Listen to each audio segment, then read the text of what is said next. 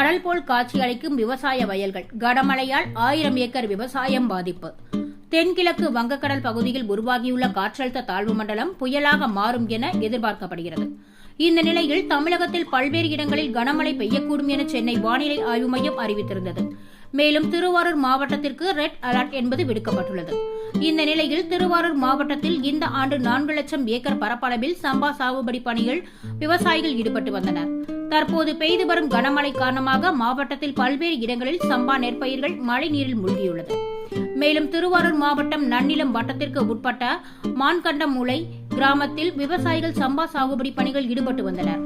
தற்போது கடந்த 2 நாட்களாக தொடர்ந்து பெய்து வரும் கனமழையின் காரணமாக 30 முதல் 50 நாட்கள் ஆன நெற்பயிர்களில் மழைநீர் மூழ்கடித்துள்ளது. வயல்கள் கடல் போல் காட்சியளிக்கிறது. மேலும் இப்பகுதியில் உள்ள கிளை வாய்க்கால்களை வருடா வருடம் தூர்வார வேண்டும் என விவசாயிகள் கோரிக்கை விடுத்துள்ளனர். மேலும் தொடர்ந்து கனமழை பெய்தால் இப்பகுதியில் பெரிய அளவு விவசாயம் பாதிக்கப்படும் என விவசாயிகள் வேதனை தெரிவிக்கின்றனர். மேலும் இதேபோல் நெம்மேலி குப்பம், சோத்திரியம், கம்மங்குடி, வடக்குடி, ஆலங்குடி, பாவட்டக்குடி, வேலங்குடி, திருக்கொட்டாரம் உள்ளிட்ட பல்வேறு இடங்களில் 2 நாட்களாக பெய்து வரும் கனமழையால் 1000 ஏக்கர் நெற்பயிர்கள் பாதிக்கப்பட்டுள்ளது.